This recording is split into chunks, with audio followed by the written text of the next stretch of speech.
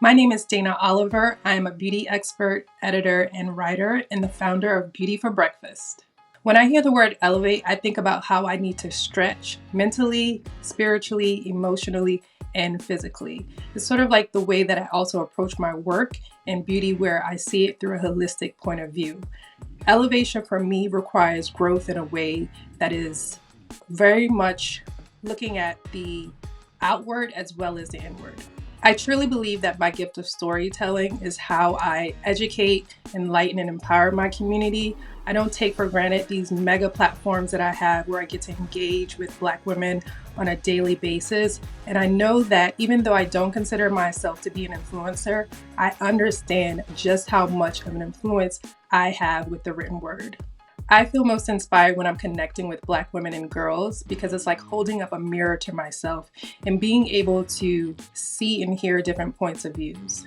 It really helps me to get grounded in my work and really listen and be able to celebrate my community. My passion for amplifying the voices of Black women in the beauty industry really started for me at a very young age. There were magazines scattered throughout my home, and my childhood was spent hunched over looking at these images and really being inspired by what I saw, but also seeing a reflection of myself. And so as I started out in the industry, there were often times I was in spaces where I was the first or the only. So I really took that opportunity to not be silent, but to actually be a voice for myself and for people who look like me.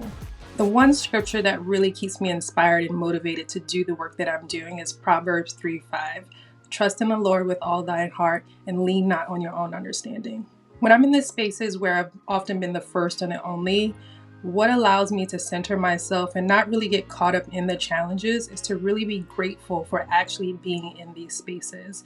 I lean entirely on my faith in God and just trust that this is where I was meant to be. And so I shouldn't feel as though I should be silent or I should shrink behind a wall. Oftentimes, yes, I've been up against people who may not understand my point of view or may not support the way that I celebrate Black women in beauty or want to highlight the issues that are unique to us. But that doesn't allow me to stop doing what I'm doing. Just staying grounded in my faith and knowing that my work is going to be able to touch so many more people really keeps me going.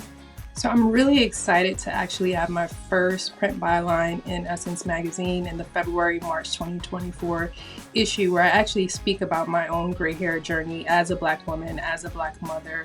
And that was a really special piece for me because on a daily basis, I have so many women sending me messages on social media or email asking me, how is it that I'm so confident in being a younger woman with graying hair? And so I love that I'm able to have these conversations in spaces that really molded me as a Black woman and as a Black journalist myself.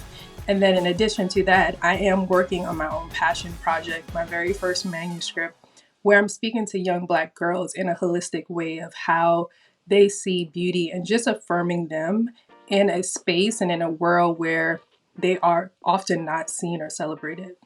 Juggling all of the many hats that I wear as a mother, as a career woman, as, a content creator, I just have to understand that there is really no such thing as balance. But what I can do is just stay centered in who I am, grounded in my faith, making sure that I am practicing wellness routines that really focuses on taking care of myself so that I'm able to pour back into my work and pour back into the relationships that really keeps me going. Because it's just like you say, how can you pour into someone else if your cup is not full? And so, yes, there are times where I am drained and I'm exhausted, and it is a lot, especially as a mother. But I always have to come back to, moments of meditation, moments of prayer where I sit still and I just remember that I am one person and I have to just put one step